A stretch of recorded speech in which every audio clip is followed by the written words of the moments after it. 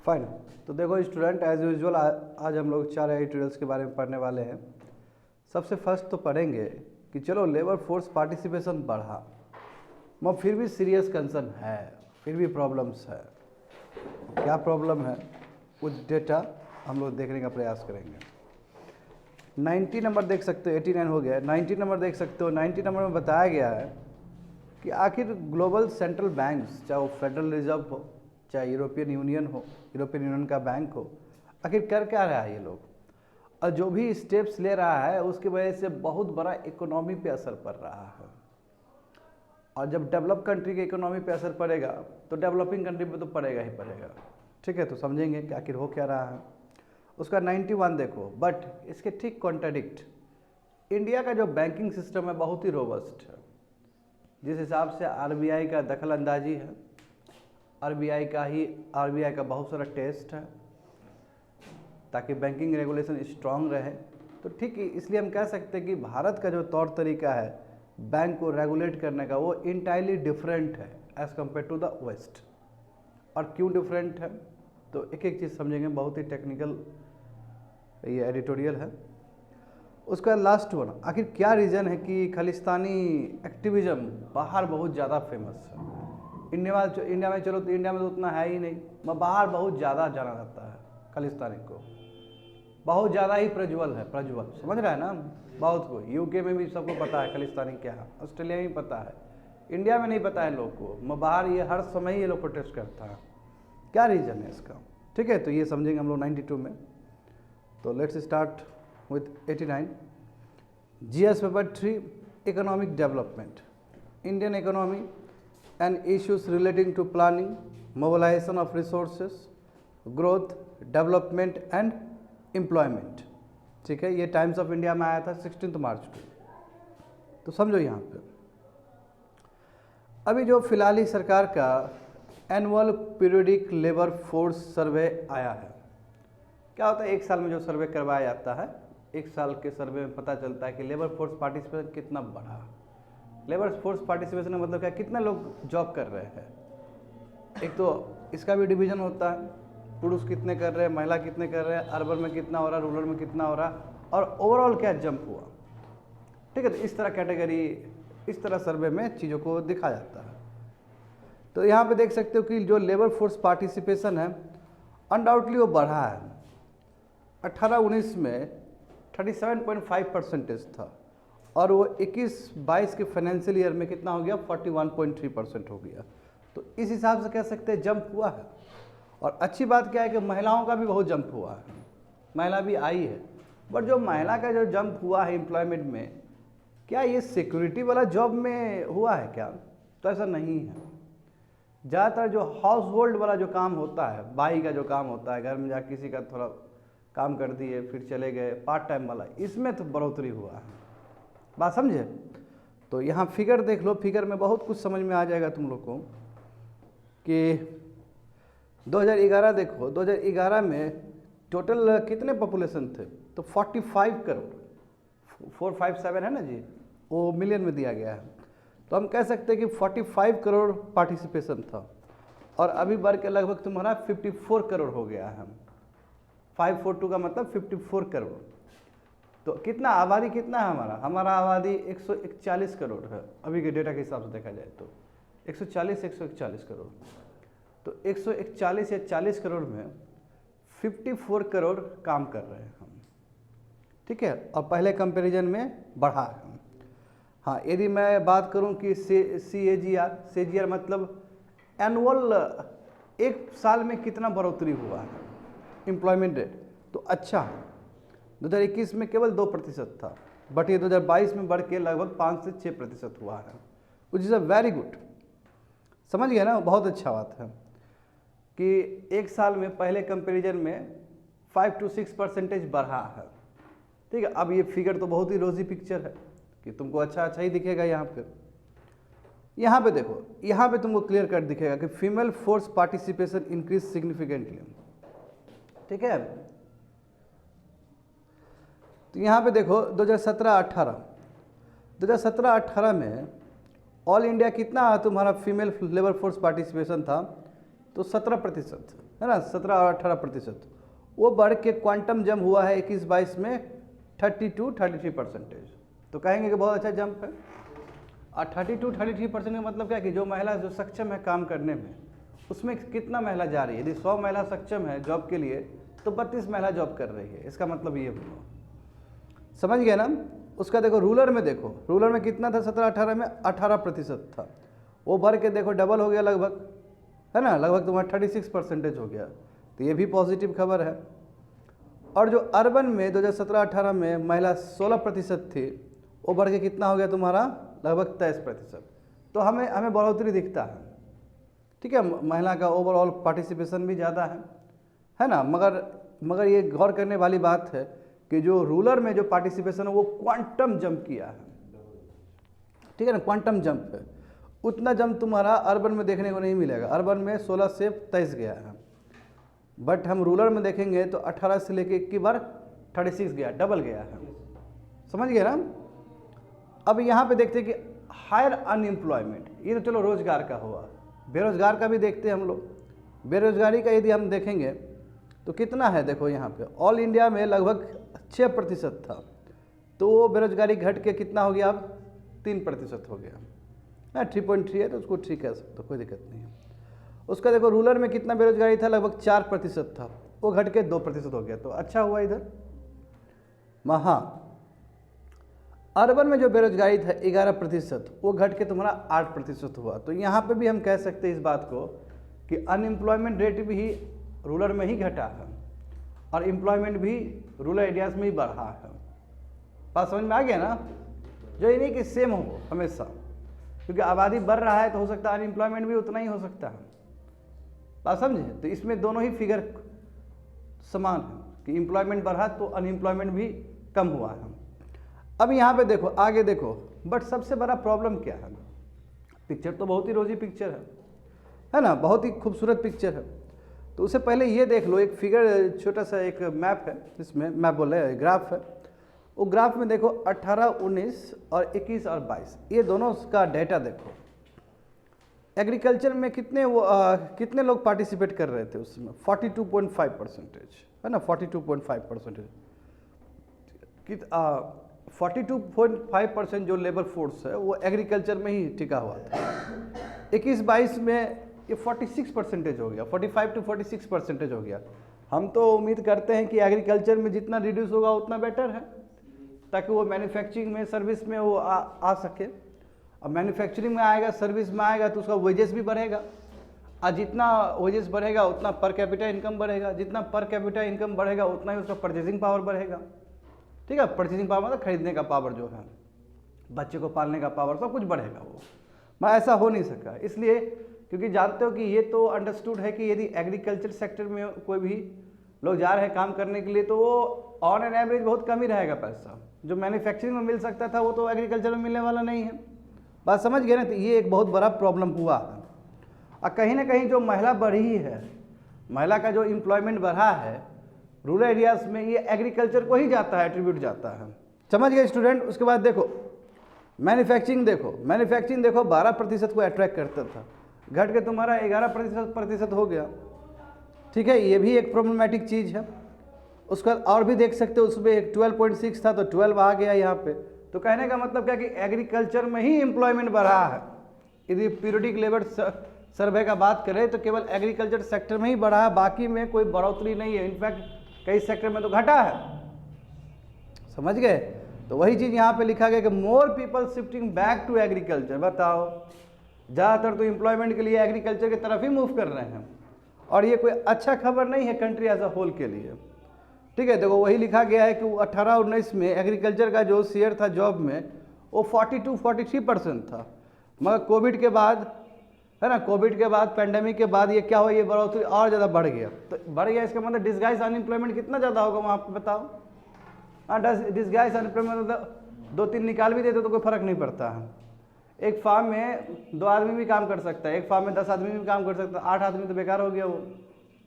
और उस हिसाब से पर कैपिटा इनकम सबका कम हो जाएगा, लो हो जाएगा। समझे। तो इस देखो वही बोल रहा है कि हमें इस बात को समझना चाहिए सेकंड पॉइंट में कि एग्रीकल्चर में प्रोडक्टिविटी और वेजेस बहुत कम है। वेजेस कम है तो जो बेसिक नेसेसिटी के लिए जो पैसा चाहिए वो तो नहीं हो पाएगा इन लोगों के पास, और इसका एवरेज इनकम बहुत कम हो जाएगा। तो कोशिश तो ये होना चाहिए कि वर्क फोर्स एग्रीकल्चर से निकल के इंडस्ट्री में जाए, सर्विस में जाए, यदि इकोनॉमिक ट्रांसफॉर्मेशन करना है आपको। और देखो ये केवल फिनोमेना भारत का ही तो नहीं है, किसी भी इकोनॉमी में, किसी भी इकोनॉमी को बहुत आगे पहुंचाना है तो नियम यही है कि एग्रीकल्चर से स्विच करा के मैन्युफैक्चरिंग में ले जाओ, अब मैन्युफैक्चरिंग से स्विच करवा के तुम सर्विस में ले जाओ। ये स्मूथ ट्रांजिशन होता है, और ये जितना बेटर ट्रांजिशन हो उतना ही हमारा इकोनॉमिक ट्रांसफॉर्म होता है। बट देखो इस तरह से इकोनॉमिक ट्रांसफॉर्म होने वाला नहीं है, समझ गए ना। तो वही यहाँ पे बोला जा रहा है कि ये तो प्रोसेस जो है जो 21st सेंचुरी में हुआ है, इफ़ द रिवर्सल परसिस्ट, यानी कि एक्चुअल में जो होना चाहिए था एग्रीकल्चर से मैन्युफैक्चरिंग, मैन्युफैक्चरिंग सर्विस, ये होना चाहिए था 21वीं सदी में। बट यदि ये रिवर्सल हो जाए तो इंडिया का जो डेमोग्राफिक डिविडेंड है उसका क्या काम फिर, क्योंकि डेमोग्राफिक डिविडेंड का काम है कि अच्छा जॉब मिले उसको, उसके पास स्किल हो, वो मैन्युफैक्चरिंग में काम करे, वो सर्विस में काम करे, नेशंस के लिए पैसा लाए, नेशंस के लिए पैसा कंट्रीब्यूट करे। मैं ये चीज़ हो ना सका और प्रॉब्लम्स है, इसलिए प्रॉब्लम है कि मैन्युफैक्चरिंग में कैपेसिटी ही ऐड नहीं हो रहा है। मैन्युफैक्चरिंग में भी यदि एफडीआई आता है तो ब्राउन फील्ड में आता है, वो ग्रीन फील्ड में आता ही नहीं है। नया मैन्युफैक्चरिंग हाउस में कोई एफडीआई नहीं लगाना चाहता है, जो पुराना वाला उसी में आ रहा है। और ये सब ज़्यादा एफडीआई अट्रैक्ट करता है तो सर्विस वाला ही करता है, वही आईटी सॉफ्टवेयर हार्डवेयर वाला करता है। बात समझ में आ रहा है ना तुम लोग को। तो देखो लिखा गया है कि मैन्युफैक्चरिंग अभी भी कॉज ऑफ कंसर्न है। अब इस तरह जो एग्रीकल्चर की तरफ शिफ्ट हो रहे हैं, तो शिफ्ट होने का मतलब क्या है कि मैन्युफैक्चरिंग में जो जॉब होना चाहिए वो नहीं है, रिलेटिवली लो है वहाँ पे। 18-19 में 12% लगभग मैन्युफैक्चरिंग में था, और 2 साल में घट के वो 11% हो गया है। तो व्हाट डज इट इंडिकेट कि मैन्युफैक्चरिंग में ठीक नहीं है, ठीक है। और देखो ना इतना ही नहीं, 1991 से ही बात कर लेते हैं अभी तक, तो कितना है तुम्हारा 16 से 18% का ही वो चल रहा है अभी तक। अब देखो कितना विडंबना की बात है स्टूडेंट, इस चीज़ को समझो, केवल ये एडिटोरियल ही नहीं है, जो भी तुम्हारा पहले का जो चीज़ है वो सबको कंपाइल करना होगा तुमको यहाँ पर, और समझने का प्रयास करना होगा। जब 45% वर्क फोर्स आपके एग्रीकल्चर पे डिपेंड करता है, एग्रीकल्चर का जीडीपी में कितना कंट्रीब्यूशन है, वही 16-17% है ना, सेम 16%। मतलब 45% वर्क फोर्स काम करने के बाद जीडीपी का 16% क्रिएट होता है, और आधा जो 50% का आदमी है वो कंट्रीब्यूट करता है रेस्ट ऑफ द जीडीपी। तो इसका मतलब क्या, प्रोडक्टिविटी किस लेवल पे लो है एग्रीकल्चर में, यानी कि घना आबादी जो है जो ऑक्युपाई किया एग्रीकल्चर को, उसके कंट्रीब्यूशन से मात्र जीडीपी में कितना जाता है, मात्र 16%, 18%। बात समझ में आ रही थी, ये कॉज ऑफ कंसर्न है। आगे देखो स्टूडेंट, दूसरा देखो एडिशनल जॉब्स भी जो आए हैं वो भी सेल्फ एम्प्लॉयड कैटेगरी वाला है। एक तो चलो एग्रीकल्चर का आ गया उधर, और जो दूसरा भी आया तो वो सेल्फ एम्प्लॉयड है। सेल्फ एम्प्लॉयड समझते हो ना, दुकान खोल के बैठ गए है ना, ठेला में जाके चले गए, ठेला में जाके फल रख दिए, हो गया सेल्फ एम्प्लॉयड। अब तो सेल्फ एम्प्लॉयड को भी एमएसएमई का लोन मिलेगा। अब यहाँ पे देखो 2017-18 में सेल्फ एम्प्लॉयड वाले लोग कितने थे, यानी कि टोटल एरिया हम कह दें जॉब वाले लोग जो सेल्फ एम्प्लॉयड मतलब एग्रीकल्चर वाले भी लोग हो सकते हैं, कोई भी सेक्टर में हो सकता है। सेल्फ एम्प्लॉयड अपना ही फार्म कर रहा है, दुकान खोल रहा है, कोई भी कैटेगरी का हो सकता है। तो यदि देखा जाए तो सेल्फ एम्प्लॉयड वाले लोग लगभग 52% थे 17-18 में, 52%, वो बढ़ के 55% हो गया, यानी कि सेल्फ एम्प्लॉयड वाले लोग ज़्यादा, उसका रेज हो रहा है, बढ़ रहा है, परसेंटेज बढ़ रहा है। दूसरा देखो जो सैलरी वेज और जो तुम्हारा रेगुलर सैलरी और वेज वाले थे, जिसका 10,000 20,000 फिक्स वाला जो होता है ना कि महीना महीना आएगा, उसका पहले ऐसे 23% थे 17-18 में, देखो घट के तुम्हारा 21% हो गया। बुझने आ रहा है कुछ भी।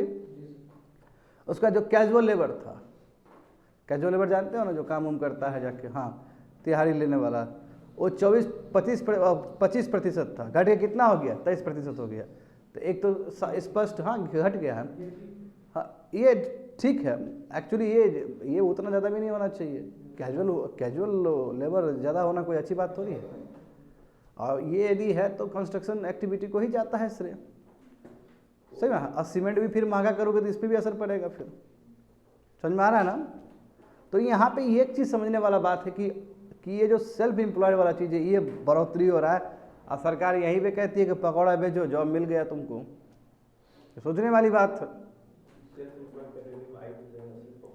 हाँ वही तो बोल रहा हूँ ना, पकौड़ा बेचोगे तो आ गया, जॉब आ गया, और उसी हिसाब से पीरियडिक लेबर फोर्स बोल दिया कि इतना इतना हो रहा है। बात समझ में आ रहा है ना? तो प्रॉब्लम है, सीरियस प्रॉब्लम है। बढ़ना कौन सा चाहिए था तुम्हारा? रेगुलर वेज और सैलरी वाला बढ़ना चाहिए था। हाँ वो वाला बढ़ना चाहिए था। वो जितना बढ़ेगा तुम्हारा पर कैपिटा इनकम उतना इंक्रीज होगा। सही बात है कि नहीं है? जॉब वाला बढ़ना चाहिए था। तो देखो वही प्रॉब्लम है कि जितने भी एडिशनल जॉब्स हुए हैं वो सेल्फ एम्प्लॉयड कैटेगरी वाले हुए हैं। सबसे बड़ा प्रॉब्लम यही है। देखो यहाँ पे जो जिस हिसाब से एडिशनल जॉब क्रिएट हुआ वो मैटर ऑफ कंसर्न है, वो सीरियस चैलेंज है। क्योंकि इंडियन फोर्स में ज़्यादातर एडिशनल जो जॉब हुए वो सेल्फ एम्प्लॉयड कैटेगरी में आए हैं, ठीक है, और उसमें भी महिला है। और महिला जो बढ़ गया हम लोग बहुत खुश है। तो महिला का परसेंटेज बढ़ा कहाँ पे है? महिला का जो बढ़ा है वो helper in the house hold enterprises है, यानी घर घर काम करने वाला महिला, ठीक है, जो जाके दूसरे का मदद करती है और उसके बाद जो तिहाड़ी मिलता है उसमें बढ़ा है महिला का। ऐसे नहीं बढ़ा है कि कोई इंजीनियरिंग का सर्विस कर रही है या फिर मैन्युफैक्चरिंग का कर रही है, समझे? तो वही लिखा गया है। तो ऐसे देखो, अब देखो percentage of job in both salary and casual वो तो डिक्लाइन हुआ है। ज़्यादातर जो ट्रांसफॉर्मेशन तुमको महिला को दिख रहा है कि महिला का आबादी, महिला का जो एम्प्लॉयमेंट रेट बढ़ गया, वो भी कहाँ है? Helper in the house hold enterprises. इसका मतलब क्या है कि बेचारा लोग जो रेगुलर वेज स्ट्रक्चर का जो उसको मिलना चाहिए महीना का वो तो मिलेगा ही नहीं। हाउस होल्ड में क्या है, जब काम करने जाती है तो दिन में कभी मिल गया, या कभी वो शादी ब्याह में चली गई तो वो भी नहीं मिलेगा उसको। तो प्रॉब्लम है। इसका मतलब क्या हुआ कि new jobs do not translate into, यानी कि जो नए जॉब्स मिल रहे हैं इस तरह का एग्रीकल्चर सेक्टर वाला या helper in the house hold enterprises, इसके वजह से महिला लोग का या जो भी एम्प्लॉयमेंट लोग का परचेजिंग पावर नहीं बढ़ा। जब आपका परचेजिंग पावर नहीं बढ़ेगा तो फिर एम्पावरमेंट कहाँ से होंगे आप? फिर बाल बच्चे को कैसे पालेंगे आप? हेल्थ में ऐसे ही बहुत खर्च होता है।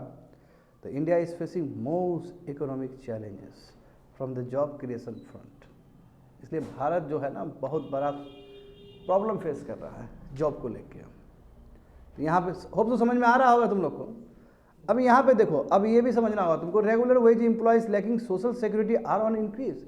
यानी कि जो रेगुलर जॉब करने वाले लोग हैं जिसको 20,000 रुपया मिलता है, 15,000 मिलता है, 25,000 मिलता है, ऐसे लोग को भी बाबू अब कोई सिक्योरिटी, सोशल सिक्योरिटी नहीं है। सोशल सिक्योरिटी मतलब पेंशन वेंशन नहीं है उसका, मंथ में मिलता है। ऐसे लोग को भी नहीं है। देखो ना यहाँ पे पहले तुम्हारा लगभग जो रोज ही काम करता था रेगुलर वेज और सैलरी वाला, जिसको 20,000 मिल रहा है प्रत्येक मंथ, है ना, 30,000 मिल रहा है प्रत्येक मंथ। तो ऐसा 2017-18 में लगभग 50% लोग थे जिसको नहीं मिलता था सोशल सिक्योरिटी, पेंशन वेंशन, PF का जो सेवा है वो सब नहीं मिलता था। और ये बढ़ के तुम्हारा 53% हो गया। यानी कि अब 100 में 53 आदमी जिसको सैलरी तो मिल रहा है प्रत्येक महीना, मगर सोशल सिक्योरिटी नहीं है। जब सोशल सिक्योरिटी नहीं है, एक किडनी में पथरी हो जाएगा, खत्म, बात ही खत्म हो गया, BPL कैटेगरी में आ गया एक के बार में। हाँ बाबू, एक रोग है ना आपका पूरा परिवार को BPL कैटेगरी में खींच देगा। गरीब का यही तो रोना है। हमारे कंट्री में कहाँ है पेंशन सिस्टम, जरा बताना हमको, या पेंशन बोले इंश्योरेंस सिस्टम कहाँ स्ट्रांग है? अभी भी जेब से पैसा तुम्हारा लगभग 45 to 50 रुपीज़ जाता है जब तुम दिखाने जाओगे अस्पताल में। और डॉक्टर लोग, चोरवा लोग, 3 टेस्ट करो, 4 टेस्ट करो, उसको पता है। अब बाहर क्लिनिक, दूसरा क्लिनिक में तुम करा के आया, उसका कोई मान्यता नहीं है, बताओ। तो तुम पूरा मशीन वशीन रखा है ठगने के लिए। तो पता चला कि ब्लड टेस्ट की आवश्यकता ही नहीं, तो ब्लड टेस्ट ही कराओ। अब ब्लड टेस्ट कराने जाओगे तो नन्ना मुन्ना को रख देगा वहाँ पे, छोटे छोटे बच्चा लोग, वो ब्लड टेस्ट कर रहा है तुम्हारा। Not every time, not everywhere, but ऐसा होता है। समझ गए ना? एक प्रॉब्लम समझ गए ना? रेगुलर वेज एम्प्लॉयज़ का सोशल सिक्योरिटी देखो ना, है ही नहीं, और ये ट्रेंड बढ़ते चला जा रहा है। दूसरा देखो, डिपेंडेंसी रेशियो भी बढ़ रहा है। क्या होता है डिपेंडेंसी रेशियो? जो बुतरुक लोग 0 से लेकर 14 साल के लिए, वो काम हम तो कुछ नहीं करेगा, उसको तो राइट टू एजुकेशन मिल गया है, right to education, article 21A, वो बेचारा पढ़ेगा वो एलिमेंट्री एजुकेशन तक। और फिर जो बुजुर्ग हमारे जो बुजुर्ग है तुम्हारा 65 ईयर्स से ऊपर, वो भी बेचारे कोई काम नहीं करेंगे। तो ऐसे जो लोग होते हैं उसको डिपेंडेंट कहते हैं, डिपेंडेंट पॉपुलेशन कहते हैं इसको। वो यानी कि डिपेंडेंट पॉपुलेशन 0 से लेके 14 plus 65 above divided by working age population, जो रेशियो आता है उसी को डिपेंडेंसी रेशियो कहते हैं। डिपेंडेंसी रेशियो देखो ना, हद है यार, लगभग 50% है तुम्हारा, 47% है। इसका मतलब क्या है कि ज़्यादा बाबू जो ऐसे करके मुँह बैठा हुआ खाने के लिए ज़्यादा है वो, और काम करने वाला आदमी देखो ठीक उसका आधा है। ठीक है, यानी कि 47% है तो कितना होगा दूसरा, देख लो इसका ठीक कॉन्ट्राडिक्ट, 53% काम करने वाला होगा। तो डिपेंडेंसी रेशियो भी बढ़, किसी भी नेशंस को आगे जाना है तो डिपेंडेंसी रेशियो कम होना चाहिए। सही बात है कि नहीं? डिपेंडेंसी रेशियो कम का मतलब क्या है कि ज़्यादातर आपका डेमोग्राफिक डिविडेंड वाले लोग सब हैं, यानी कि 14 के बाद वाले लोग सब हैं, 14 साल के बाद वाले और 60 ईयर्स तक या 64 ईयर्स तक, और ये लोग बहुत मेहनत कर रहे हैं। अलग कंट्री का अलग अलग रूल्स है, मैंने बताया है कई बार। इंडिया में 60 साल तक, जापान सब में 65 के बाद, क्योंकि जापान में एजिंग पॉपुलेशन का प्रॉब्लम है। चाइना में 65 के बाद क्योंकि बूढ़ा हो गया सब। ठीक है, इसलिए बाहर भी वेस्टर्न कंट्री में वही, क्योंकि बूढ़ा हो गया सब लोग। सब जब बूढ़ा हो गया तो उसको 5 साल एक्स्ट्रा दो ना, 60 to 65 तक। इंडिया में 60 तक, हमारे इंडिया में रिटायरमेंट 60 ईयर्स में हो जाता है। क्यों? आबादी बहुत घना है, 60 में भी रिटायर करवा दें कोई दिक्कत नहीं है। बट यही आबादी यदि घना बूढ़ा आबादी बहुत बढ़ने लगे तो फिर 60 से 65 करना पड़ेगा, क्योंकि उससे काम करवाना है अभी। और सिविल सर्वेंट का तो क्या कहना, जब तक घंटे में प्राण रहेगा तब तक काम करेगा वो। हाँ, किसी कमेटी का मेंबर रहेगा, चेयरमैन रहेगा वो। बनो आईएएस बनो तुम लोग, आईएएस बनो, कभी बेरोजगार नहीं मरोगे तुम लोग। इंडिया में आईएएस का बहुत बड़ा उसका स्कोप है, समझे ना। कभी भूखा नहीं मरोगे। एक बार आईएएस बन जाओगे अंतिम तक, जब तक सांस रहेगा तब तक काम ही रहेगा, तब तक सैल्यूट करेगा लोग तुम लोग को। तो बनना है तो ऐसा बनो। समझ में आ गया ना स्टूडेंट? ये इतना समझ में आया था? कल आ गया था, समझ गए ना? अब यहाँ पे देखते हैं 90 नंबर देखते हैं, इसलिए ही तैयार कर रहे हैं। समझ में आ रहा है ना? बड़े से समझो, चिल्लाने का कोई मतलब नहीं है। फर्स्ट क्लास में चिल्ला देंगे तो एनर्जी सब लो हो जाएगा। यहाँ पे देखो 90 number, GS paper 2, international relation, effect of policy and politics of developed and developing countries on India's interest and Indian diaspora. ठीक है, तो देखो ये 15 मार्च को आया था student, Hindu business line paper में। तो समझते हैं, इसमें तो एक एक चीज़ समझना है, एक एक चीज़ समझना है। अब देखो सिलिकॉन वैली बैंक, इसका तो पता ही होगा तुम लोग को कि क्या हुआ नहीं हुआ, फिर भी एक ओवरऑल बता देते हैं। ठीक है, बढ़िया सुनना सभी स्टूडेंट, फिर से बढ़िया सुनना। कोविड का टाइम है, ठीक है। कोविड का टाइम का मतलब क्या है? बहुत त्रासदी, चारों तरफ लोग मर रहे हैं, लोगों का पैसा की किल्लत। अब क्या किया इसमें सेंट्रल बैंक या वेस्टर्न बैंक, सभी जितने भी वेस्ट वाले कंट्री सब है। नॉर्मली क्या था तुम्हारा, नॉर्मली यूनाइटेड स्टेट्स का बात करते हैं, और यूनाइटेड स्टेट्स का जो भी बात होगा वो तुम्हारा हर वेस्ट में भी अप्लाई होगा। फेडरल रिजर्व यूनाइटेड स्टेट्स का आरबीआई की तरह काम करता है, उसका सेंट्रल बैंक है। सुनना जैसे, अब हुआ क्या कि ये लोग बहुत ज़्यादा मनी छापने लगा, प्रिंटिंग ऑफ करेंसी, जिसको हेलीकॉप्टर मनी कहते हैं, कि आप बिना बैकअप का आप छाप रहे हो और लोगों को दे रहे हो। इंडिया में ऐसा नहीं दिया गया, इंडिया में अनाज दिया गया, पैसा नहीं दिया गया। एक बार थोड़ा ट्रांसफ़र पेमेंट किया गया तब 1500 आए, 500 1000 रुपये एक ही बार किया गया था, उसके बाद नहीं दिया गया है। वहाँ तो जेब भर भर के पैसा दे रहा था। क्यों दिया जाता है पैसा भर भर के? ताकि डिमांड क्रिएट हो। जेब में पैसा आएगा तो जेब से निकलेगा ना पैसा, जेब में इतना, हमारे जेब में इतना रख दो तो रहेगा पैसा, वो दौड़ने की कोशिश करेगा। यही नियम है पैसा का, वो दौड़ेगा इधर उधर, और वही दौड़ने के चक्कर में डिमांड क्रिएट होता है और रोजगार क्रिएट होता है, समझे ना? तो अब ये समझो नहीं, इंडिया कदम तो अभी लोग वेस्ट लोग अप्रिशिएट कर रहा है कि इंडिया ने कितना अच्छा काम किया था। हाँ, अपोजिट हुआ है। अब देखो क्या हुआ, ठीक है, बिल्कुल मैं जा रहा हूँ उधर ही। पहले ओवरव्यू देखो, जब तक इसका ओवरव्यू नहीं समझोगे ना तब तक वो टेक्निकल नहीं समझ पाओगे इसका। हालांकि ओवरव्यू मैं पहले भी दे चुका हूँ, मगर इधर सुनो। अब क्या होगा, easy monetary policy. Easy monetary मतलब पैसा इजीली अवेलेबल है। बोला तुम भी ले लो, तुम भी ले लो, तुम भी ले लो, सबको ट्रांसफर कर रहा, सबको भेज रहा, पूरा मनी लिक्विडिटी पूरा छोड़ दिया मार्केट में, ढेर सारा पैसा ही पैसा। अब जो स्टार्टअप था, स्टार्टअप मतलब जो कुछ करना चाहता, अद्भुत करना चाहता है, कुछ टेक्नोलॉजी पे काम करना चाहता है, जैसे पेटीएम सब भी तो स्टार्टअप ही रहा है, अब कहाँ से कहाँ पहुँच गया। तो अब स्टार्टअप, पहले क्या था, स्टार्टअप सब जाता था बैंक में, डेडिकेटेड बैंक जो कि स्टार्टअप के लिए बना है। और सिलिकॉन वैली बैंक भी तुम्हारा स्टार्टअप के लिए ही बना हुआ था, ठीक है। तो अब उधर जा रहा, तो उधर क्या, क्यों जाएगा उधर? जब सरकार खुद पैसा उसको जेब में भर ही रही है तो उसके पास तो पैसा ही पैसा है। तो बोला ले लिया पैसा, चारों तरफ ही पैसा पैसा है, यानी कि सब कुबेर के खान में सब सोया हुआ है, ये वाला हालत यूनाइटेड स्टेट्स में। और वेस्ट में भी हर जगह वैसा ही था। तो डिमांड नहीं हुआ, क्रेडिट का डिमांड ही नहीं हुआ, ये लोग को लोन का डिमांड ही नहीं हुआ। अब उसके बाद देखो तो लास्ट में क्या किया, स्टार्टअप वाला लोग सब ढेर सारा पैसा आ गया, ये उल्टा पैसा जाके डिपॉजिट कर दिया, किसको, सिलिकॉन वैली बैंक को जाके डिपॉजिट कर दिया वहाँ पे। अब वो टेंशन में, और अचानक double deposit, double triple deposit हो गया, जितना था उसका उससे ज़्यादा हो गया, क्योंकि पैसा ही अवेलेबल है तो हर कोई जाएगा डिपॉजिट करने के लिए, और उस समय इंटरेस्ट रेट बहुत कम। अब ये दे दिया उसको, तो अब क्या करेगा। अब सिलिकॉन वैली बैंक या कोई भी ऐसा बैंक है, वो बैंक में कोई क्रेडिट डिमांड है ही नहीं, कोई लोन लेने की तैयारी नहीं। लोन कब नहीं लेता है, जब पैसा आपको इजी अवेलेबल हो। जेब में पैसा रहेगा तो काहे लोन लेंगे हम, हमारा ढेर सारा पैसा जेब में तो काहे लोन लेंगे हम, तो पैसा अवेलेबल है हमारे पास, पैसा तब लोन तब ने लिया था जब पैसा क्राइसिस हो। तो अब इसके पास तो सबसे बड़ा प्रॉब्लम हो गया, सिलिकॉन बैंक या कोई भी बैंक के पास, जो वेस्ट का बैंक जो है, इसका प्रॉब्लम सबसे बड़ा ये कि डिपॉजिट ग्रोथ हो रहा है ना, डबल ट्रिपल इस तरह का डिपॉजिट ग्रोथ हो गया।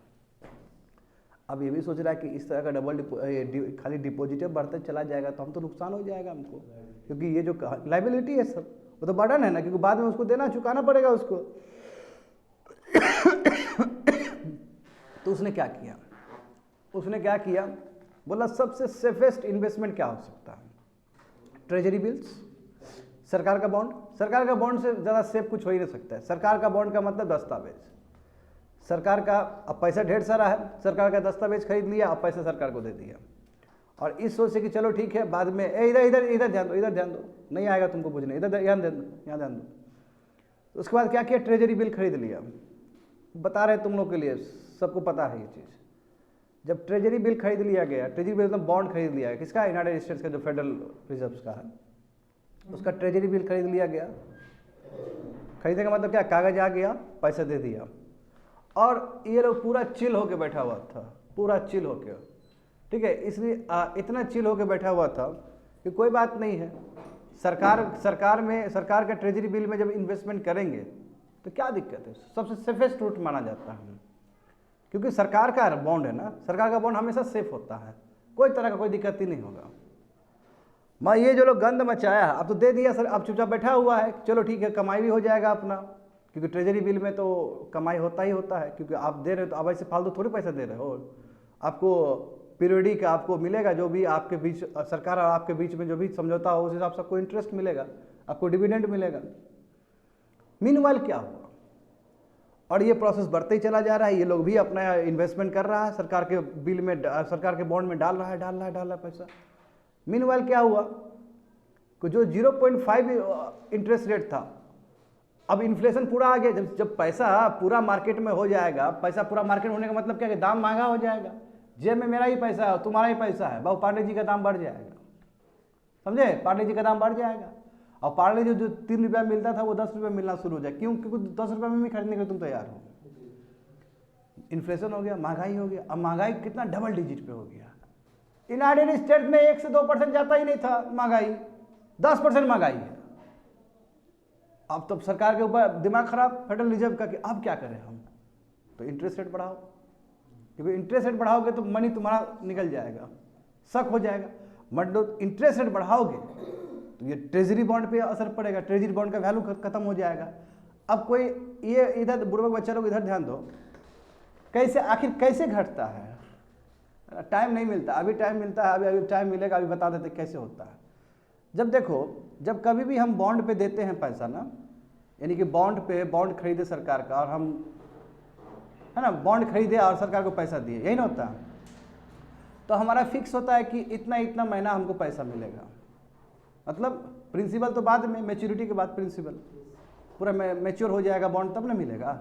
और जो तय हुआ कि 2% मिलेगा, 1% मिलेगा, 2% मिलेगा, और वो तय जो होता है उस समय का इंटरेस्ट के हिसाब से तय होता है कि उस समय यूनाइटेड स्टेट्स में, इंडिया में क्या तुम्हारा इंटरेस्ट रेट है, तो लेट से तय हुआ 1% का, समझ में आ रहा है ना, 1% का उसको मिलेगा, क्या इंटरेस्ट मिलेगा, किसको, बैंक को, क्योंकि बैंक ने पैसा दिया है और उसका बॉन्ड लिया है।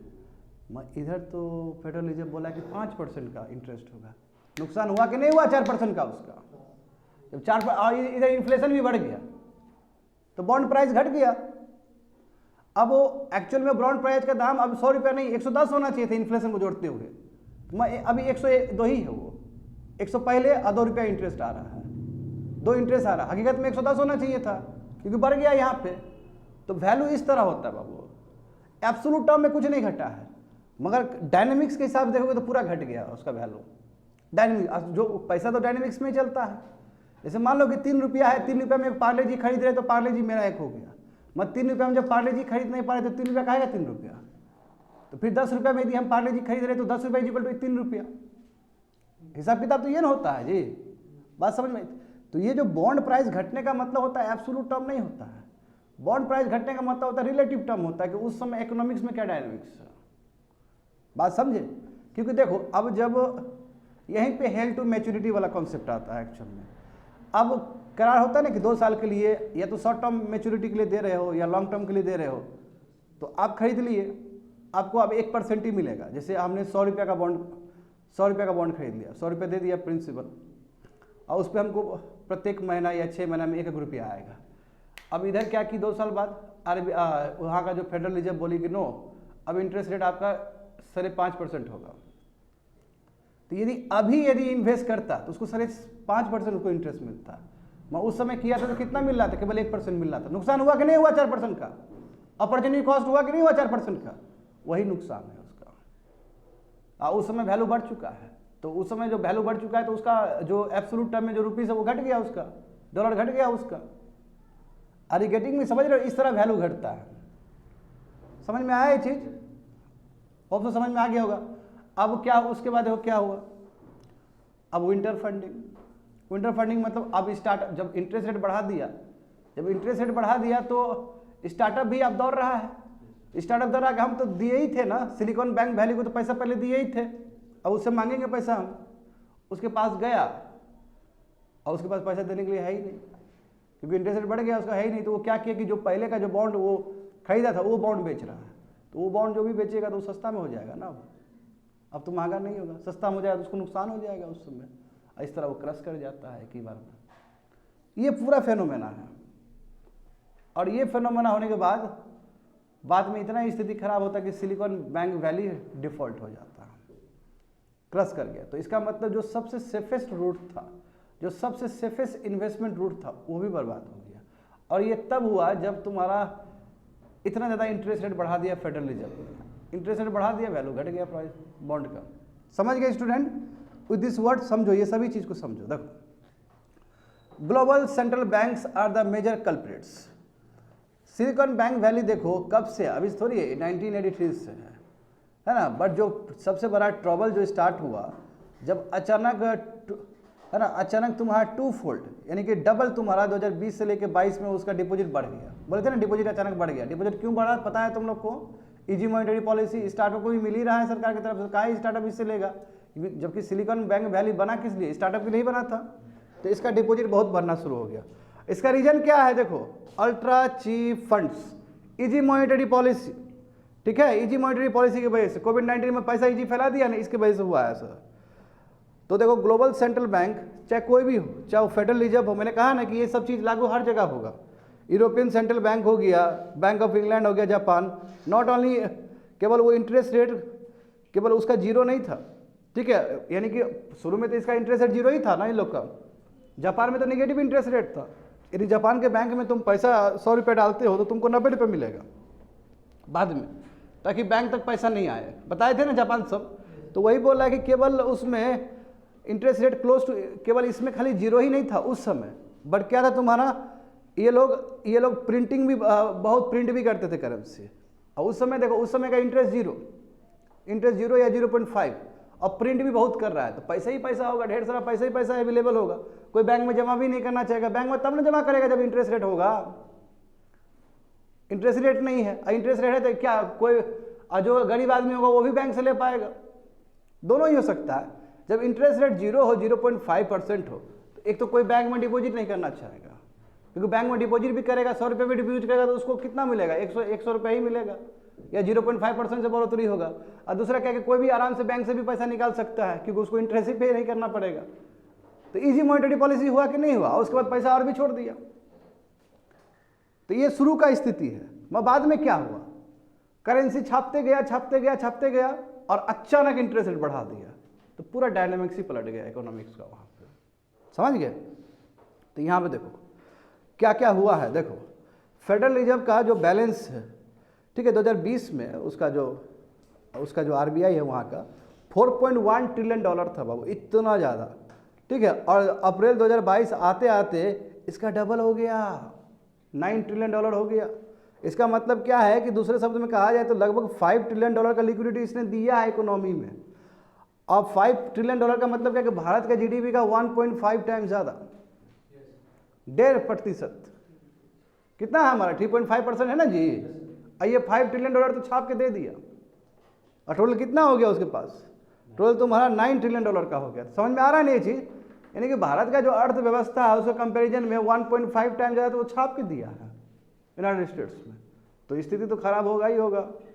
देखो यहाँ पे इंडिया विपरीत हो गया, इंडिया बोला कि हम पैसा नहीं छापेंगे। एक तो हमारा ऐसे सॉफ्ट करेंसी है, सॉफ्ट करेंसी कभी छापता नहीं है, हार्ड करेंसी छापोगे तो कोई दिक्कत तो होगा ही, दिक्कत तो हुआ ही, मगर सॉफ्ट करेंसी तो और पिट जाता, हाइपर इन्फ्लेशन आ जाता हमारे कंट्री में यदि हम करेंसी छापते हैं आँख बंद करके। तब मैं ये लोग जो काम किया, ये लोग अच्छा काम नहीं किया, अभी भुगत रहा है ये लोग का। बैंक सब सीरीज में फेल हो रहा है। देखो सिग्नेचर बैंक का क्या हुआ, स्विट्जरलैंड का जो बैंक था वो ह्यूज बैंक का, वो क्या हुआ, प्रॉब्लम तो है। देखो सिमिलरली ईसीबी भी वही है। ये तो बताओ जब से ग्लोबल क्राइसिस आया 2008 में, तब से पैसा छाप रही है ये तो यूरोपियन कमीशन जो बैंक है, समझ गए ना। और इसने भी देखो 1.5 ट्रिलियन यूरो 2020 के बाद सप्लाई किया है यूरोप में। तो यह कहने का मतलब वही तो बोल रहा हूँ, वो इसका दो तौर तरीका सेम ही रहा है, चाहे यूनाइटेड स्टेट्स का बोलो चाहे तुम यूरोप का बोलो। और सेम चीज़ यहाँ पे ये भी है कि जो सेंट्रल बैंक से अदर एडवांस नेशन का है ना, वो भी वही कर रहा है तुम्हारा, है ना, करेंसी को रिजर्व कर रहा है, वही बात है, वो छाप के डाल रहा है। तो लगभग मोर सेम स्थिति है। तो this money came when business were hit by the movement restriction and struggling to हाँ, ये मनी कब आया, जब तुम्हारा बिजनेस पूरी तरीके से ठप हो गया था, तब की बात है। क्योंकि बिजनेस ठप हो गया तभी तो बिजनेस का डिमांड बढ़ाने के लिए करेंसी छाप रहा था, ताकि इकोनॉमी फिर से पटरी पे आए, ठीक है। ये उस समय किया गया था। आखिर where this easy money has gone, जो इजीली अवेलेबल मनी था मॉनेटरी पॉलिसी की वजह से, आखिर ये पैसा गया कहाँ, कौन कौन इसको एब्जॉर्ब किया। तो देखो अब तुम लोग जानते हो कि पहले के टाइम में देखो, जैसे अब जो मेरे पास पैसा है, लेट से एक आम नागरिक हम हैं, मेरे पास पैसा है, तो मेरे पास क्या ऑप्शन है कि बैंक में जमा कर देते हैं, सही बात है ना, बैंक में जमा कर देते हैं। मैं पता चला कि बैंक में हमको 0 इंटरेस्ट मिलेगा या 0.5% इंटरेस्ट मिलेगा, तो काहे बैंक में जमा करेंगे। हम सोचें कि ऐसा जगह जमा करें जहाँ पे हमको बहुत पैसा मिले, हर आदमी का यही सोच होता है। तो वो रिस्की एलिमेंट में जाके कर दिया, क्रिप्टो करेंसी में, NFT में, और ये गंदा गिरेगा बाद में जाके, समझ में आ रहा है। तो यही चीज़ हुआ यहाँ पे भी कि with traditional venues for investing this low cost money no longer attractive, यानी कि पहले वाला जहाँ पे पहले बैंक में रखता था, अब वो अट्रैक्टिव रहा ही नहीं इन लोग के लिए। तो इन्वेस्टर दौड़ते हुए चला गया हाईली रिस्की एसेट में चला गया, है ना। जैसे क्रिप्टो करेंसी में स्पैक पता है तुम लोग को, सेल कंपनी जो यूनाइटेड स्टेट्स सब इनिशिएट करती है ना, सेल कंपनी, क्योंकि स्पैक वहाँ का छवि अच्छा है, हमारा कंट्री में सेल कंपनी बेकार है। सेल कंपनी मतलब अभी बना नहीं है, लोग से पैसा मांग रहा है, लोग से पैसा मांगने के बाद फिर कंपनी बनाएगा, दैट इज कॉल्ड स्पैक, ठीक है। तो अब स्पैक भी बहुत ही रिस्की चीज़ है, क्या भरोसा वो बनाए नहीं बनाए, है ना। तो क्रिप्टो करेंसी में, स्पैक में और NFT में इन्वेस्टमेंट करना शुरू कर दिया, ये सोचे कि हाई रिटर्न से आएगा। तो रिस्की एलिमेंट की तरफ गया कि नहीं गया बताओ, समझ गए। वो नॉर्मल बैंक की तरफ नहीं गया, ना ही वो ट्रेजरी बिल की तरह गया है कॉमन आदमी, वो गया है रिस्की की तरफ। नंबर 1 स्टार्टअप, देखो पहले स्टार्टअप दौड़ते रहता था प्राइवेट इक्विटी के लिए और वेंचर कैपिटल इन्वेस्टर के लिए, है ना, पीछे दौड़ते रहता था कि कब वो वेंचर कैपिटल वाला लोग सब इसको पैसा दे दे। उसको भी कोई टेंशन ही नहीं है, क्यों, उसको कोई टेंशन नहीं, उसको पैसा इजीली मिल रहा है, उसको पैसा इजीली मिल रहा है। इनफैक्ट अब तो ये स्थिति है स्टार्टअप का उल्टा वेंचर कैपिटल को दे देगा पैसा ये। तभी तो सिलिकॉन बैंक वैली उसका काम था कि स्टार्टअप को देना, वो स्टार्टअप उल्टा उसको डिपॉजिट करवा दिया।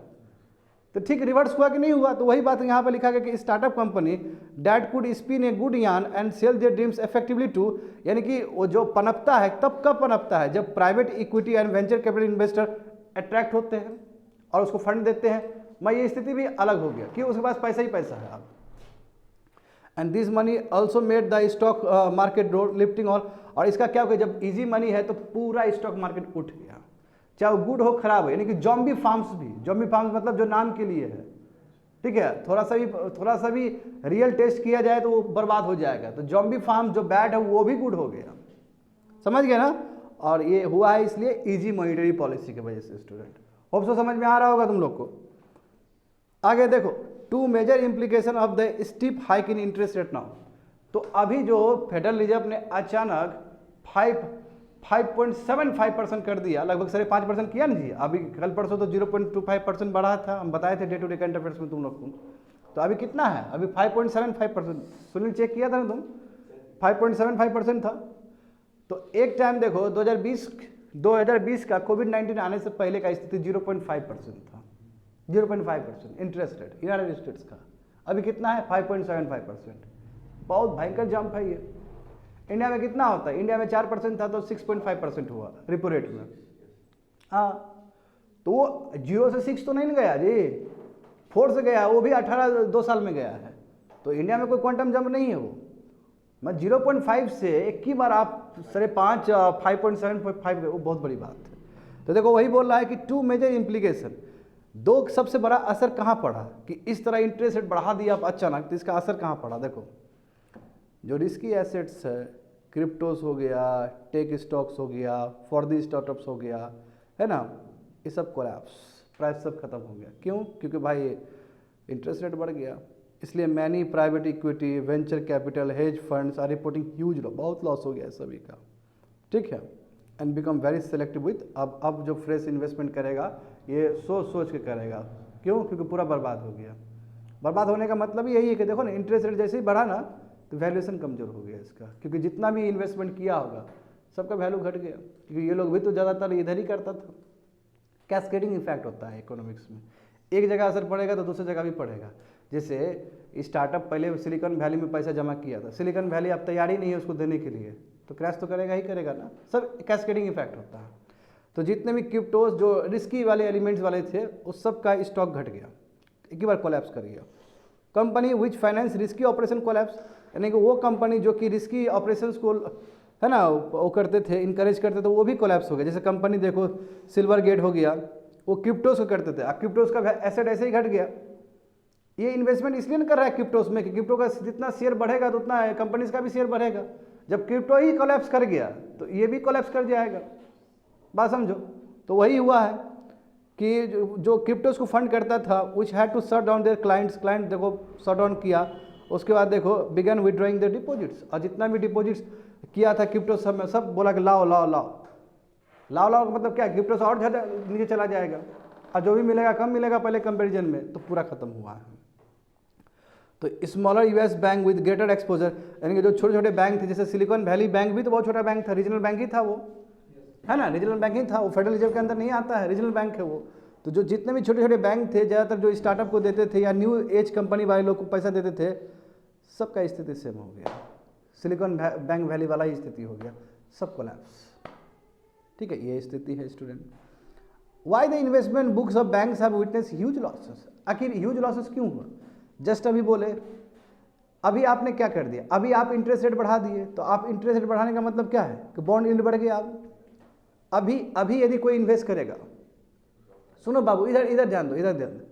अभी यदि हम ट्रेजरी बिल को हम खरीदे अभी वहाँ का, तो अभी हमको इंटरेस्ट बहुत मिलेगा ना, अभी तो इंटरेस्ट बहुत मिलेगा। मैं चूंकि 2 साल पहले हम खरीदे थे तो उस समय तो हम लूजर हो गए। अपॉर्चुनिटी कॉस्ट कितना नुकसान हुआ। तो एक सबसे बड़ा रीज़न ये भी है कि चूंकि अब राइजिंग बॉन्ड है, बॉन्ड का दाम बढ़ गया, आज जो पहले हम बॉन्ड में इन्वेस्ट किए थे तो अब तो हमको ह्यूज लॉस हो गया। वही चीज़ वहाँ पे लिखा गया है, चूंकि बॉन्ड का यील्ड अब बढ़ गया है, जो भी पहले बैंक का पैसा बॉन्ड में लिप्त था वो ह्यूज लॉस हो गया, अनरियलाइज लॉसेस हो गया। क्यों, क्योंकि इन्फ्लेशन घटाने के लिए इंटरेस्ट बढ़ा दिए। अभी हम करते तो हमको 10% से मिलता, हमको मतलब एक एग्जांपल दे रहे हैं, हमको इतना इंटरेस्ट मिलता, पहले तो हमको केवल 0.5% ही मिल रहा था। ह्यूज लॉस हुआ कि नहीं हुआ। और ये चीज़ 10 साल 20 साल के अंदर बात नहीं है, ये साल 1.5 साल 2 साल के अंदर का बात है, समझ गए। जैसे FDI का मतलब ये है कि इस तरह ये 2022 के अंतिम में $620 बिलियन का US बैंक का नुकसान हुआ है, इस हिसाब से देखा जाए तो अपॉर्चुनिटी कॉस्ट या फिर तुम कह सकते हो किसी तरह ये नुकसान हुआ है, क्योंकि अचानक जो डिसीजन था कि इंटरेस्ट रेट बढ़ा देंगे, इंटरेस्ट रेट बढ़ाओगे तो अभी तो बॉन्ड यील्ड बढ़ेगा, व्हाट अबाउट द प्रीवियस, वो तो घटा ही है। और एक बार जब लॉक हो जाता है पैसा आपका बॉन्ड में, तो आप इंटरेस्ट रेट बढ़ रहा है घटा उसे मतलब नहीं है, उसी बॉन्ड प्राइस में दिया जाएगा आपको पैसा जो पहले करार हुआ था 2% तो 2%, अब नया लागू नहीं होता उसके ऊपर, चाहे इंटरेस्ट रेट कुछ भी बढ़े। डिपेंड करता है किस तरह का बिफोर मैच्योरिटी पीरियड करोगे, तुम्हारे ऊपर फाइन लगेगा। फिर नियम यही होता है, ये तो शॉर्ट टर्म बॉन्ड में होगा या लॉन्ग टर्म बॉन्ड में होगा, जो भी होगा तो ब्याज तो कम ही होगा ना। और अभी देखो अभी करोगे तो ब्याज ज़्यादा होगा, समझ में आ रहा है ना, इसलिए बॉन्ड प्राइस घटता है, ये रिलेटिव टर्म है बॉन्ड प्राइस घटने का मतलब, समझे। दूसरा देखो समझ में आ गया ना, राइजिंग बॉन्ड यील्ड्स अभी बढ़ रहा है, इसलिए इसका नुकसान देखो 620 बिलियन डॉलर का नुकसान हुआ है 2022 तक। और उसके बाद देखो जितने भी न्यू एज कंपनी है वो भी लॉस हो गया, क्योंकि बैंक लॉस तो ये भी लॉस, जो इन्वेस्टमेंट ऑफ बैंक है, जो भी बैंक का इन्वेस्टमेंट रहा है टेक और न्यू एज कंपनीज में, वो भी हिट कर गया। क्यों? सबका वैल्यूएशन कम हो गया, स्टॉक प्राइस घट गया, तो पूरा असर पड़ेगा। If this losses has to be recognize in current situation it could lead to the requirement for additional, यानी कि यदि आप इसको सीरियसली देखोगे ना तो बहुत सारा पैसा चाहिए इसको ठीक करने के लिए। अब बहुत सारा पैसा लगाओगे तो फिर प्रॉब्लम हो जाएगा इन्फ्लेशन का। तो यूनाइटेड स्टेट्स गलत तरीके से फंस गया, क्योंकि इसको आप बेल आउट करवाना है तुमको, सिचुएशन बहुत खराब हो गया, तो बेल आउट करवाने के लिए अलग से पैसा देना पड़ेगा, अलग से पैसा दोगे तो फिर दिक्कत है, फिर इन्फ्लेशन बढ़ सकता है। तो देख रहे हो ना, फंस गए बीच में। अब यहीं पे इंडिया आगे बढ़ गया।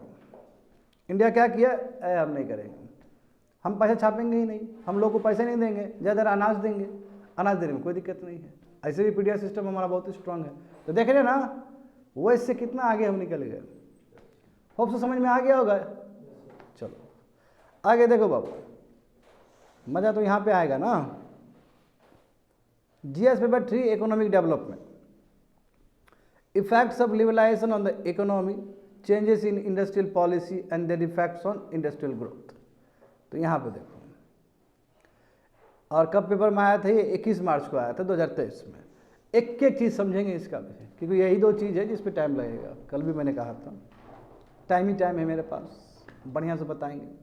नेक्स्ट एडिटोरियल में कोई जाना ही नहीं है, मतलब मुझे उतना मेहनत नहीं करना पड़ेगा, वो एक के बड़ा रफ्तार में खिंचाएगा। जो मेहनत है यही एडिटोरियल्स में है। देखो अब एक एक चीज़ समझो, बढ़िया से समझो इसमें। आरबीआई गवर्नर, देखो अब हमारा सवाल है कि क्या जिस तरह वेस्ट का बैंक फेल हो रहा है, देखे हो ना अभी क्या क्या हुआ है वेस्ट में। इंटरेस्ट रेट अचानक बढ़ाने की वजह से क्या क्या स्टार्टअप का क्या स्थिति हुआ, सिलिकॉन वैली बैंक वाला जो भी बैंक था उसका क्या स्थिति हुआ है। चल जा, तुमको तो कंटेस्ट हो गया होगा सभी चीज़।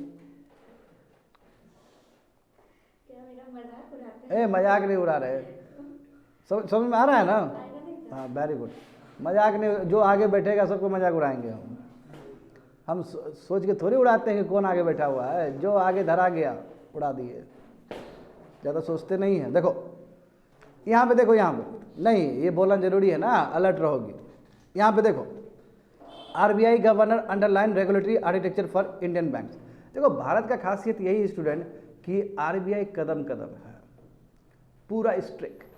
अब देखो मैं ये बात देखो, अब हमारा जो है ना, हम जो भी एडिटोरियल में बात कर रहे हैं, ये बात नहीं कर रहे हैं कि हमारा ऐसे प्रॉब्लम तो हमारा एनपीएस का रहा है, एनपीएस का प्रॉब्लम रहा है, कैपिटल एडिक्वेसी का रेशियो का प्रॉब्लम रहा है, कई बार डिपॉजिट रेशियो का प्रॉब्लम रहा है, कई बार डिपॉजिट जानते हो ना, डिपॉजिट डबल डिजिट में चला गया और जो क्रेडिट ग्रोथ है वो कम है। वो प्रॉब्लम अलग होता है, वो problem day to day phenomena का है। हम जो इस एडिटोरियल में बात करने वाले हैं वो हम आर्किटेक्चर का बात करने वाले हैं कि आरबीआई का क्या कंट्रोल है पूरा बैंक के ऊपर, ये तंत्र के बारे में करने वाले हैं। आपका एनपीएस हुआ वो अलग प्रॉब्लम है, NPS is different problem, but आपका तंत्र कितना स्ट्रांग है। यहाँ तो तंत्र ही वीक है, बाहर वेस्टर्न कंट्री में तंत्र ही वीक है। यदि तंत्र स्ट्रांग होता तो अचानक इंटरेस्ट रेट बढ़ाता ही नहीं, या बढ़ाता भी तो बहुत सोच समझ के बढ़ाता, या दूसरा तरीका निकालता कुछ। हमारा हम तंत्र का बात कर रहे हैं, समझे ना, तंत्र मतलब रेगुलेशंस का बात कर रहे हैं। इसलिए ये मत बोल देना तुम लोग कि नहीं सर एनपीएस का हमारा प्रॉब्लम रहा। एनपीएस का प्रॉब्लम अलग चीज़ होता है, वो बैंक का अपना प्रॉब्लम है। But what about the regulation done by the RBI, वो तो बहुत बेहतरीन है। हाँ, हम जानते हैं कि हमारा रीजनल कोऑपरेटिव बैंक फेल किया है, sorry urban cooperative bank fail किया है, वी हैव सीन, और यही रीजन है कि उसको भी धर के ले लिया गया आरबीआई के अंदर। तो इससे भी समझ में आता है, हमें स्पष्ट बात समझ में आता है कि आरबीआई किसी को छोड़ेगा नहीं, सबको दोहराएगा। उसको तो बोल दिया कि तुम स्मॉल फाइनेंस बैंक बन जाओ यार, बोला कि नहीं बोला? इसका मतलब क्या कि हर जगह ही आरबीआई ऐसे डंडा लेके बैठा हुआ है और छोड़ेगा नहीं वो।